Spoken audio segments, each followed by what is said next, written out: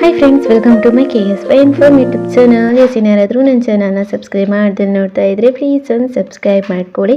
ನಾನಿವತ್ತು ಮಂಡ್ಯ ಸ್ಟೈಲ್ನಲ್ಲಿ ಮಟನ್ ಕೀಮಾ ಗೊಜ್ಜುನ ಯಾವ ರೀತಿ ಮಾಡೋದು, ಇದು ಎಲ್ಲದಕ್ಕೂ ಚೆನ್ನಾಗಿ ಹೊಂದ್ಕೊಳ್ಳುತ್ತೆ. ಚಪಾತಿ, ಅನ್ನ, ಮುದ್ದೆ ಎಲ್ಲದಕ್ಕೂ ಚೆನ್ನಾಗಿಯೇ ಹೊಂದ್ಕೊಳ್ಳುತ್ತೆ.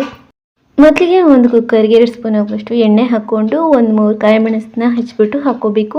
ಅದಾದಮೇಲೆ ಸ್ವಲ್ಪ ಕರಿಬೇವು, ಹಾಗೆ ಒಂದು 10-12 ಸಣ್ಣ ಈರುಳ್ಳಿನ ಹಾಕ್ಕೋಬೇಕು. ಸಾಂಬಾರು ಈರುಳ್ಳಿ ಇರಲಿಲ್ಲ ಅನ್ನೋದಾದರೆ ನಾರ್ಮಲ್ ಈರುಳ್ಳಿನ ಆಗುತ್ತೆ, ಒಂದು 3-4 ಹಾಕ್ಕೊಳ್ಳಿ.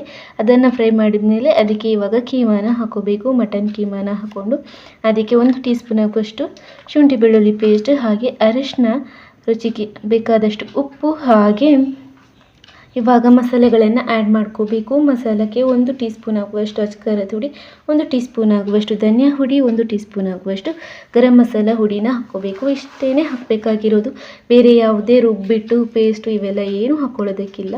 ಇದಾದ ಮೇಲೆ ಇದನ್ನು ಚೆನ್ನಾಗಿ ಎಲ್ಲನೂ ಫ್ರೈ ಮಾಡಿದ ಮೇಲೆ ಇವಾಗ ರುಚಿಗೆ ಉಪ್ಪನ್ನ ಚೆನ್ನಾಗೇ ನೋಡ್ಕೊಳ್ಳಿ. ಇವಾಗಲೇ ಆ್ಯಡ್ ಮಾಡ್ಕೋಬೇಕು. ಅಷ್ಟೇ, ಬೇಕು ಅನಿಸಿದ್ರೆ ಆ್ಯಡ್ ಮಾಡಿಕೊಂಡು ಇವಾಗ ಒಂದು 6 ವಿಷಲ್ ಕೂಗಿಸ್ಕೊಬೇಕಾಗುತ್ತೆ. ಕುಕ್ಕರಲ್ಲಿ 6 ವಿಷಲ್ ಕೂಗಿಸ್ಕೊಂಡ್ಮೇಲೆ ಇವಾಗ ಮಟನ್ ಕೀಮಾ ರೆಡಿನೇ ಆಗೋಗುತ್ತೆ. ಕೊನೆಯದಾಗಿ ಸ್ವಲ್ಪ ಕೊತ್ತಂಬರಿ ಸೊಪ್ಪು ಹಾಕಿ ಒಂದು 5 ನಿಮಿಷ ಫ್ರೈ ಮಾಡ್ಕೊಳ್ಳಿ. ಅಷ್ಟೇ, ರುಚಿಯಾಗಿರುವಂತಹ ಮಂಡ್ಯ ಸ್ಟೈಲ್ ಮಟನ್ ಕೀಮಾ ಗೊಜ್ಜು ರೆಡಿನೇ ಆಯಿತು. ನೀವು ಮನೆಯಲ್ಲಿ ಟ್ರೈ ಮಾಡಿ.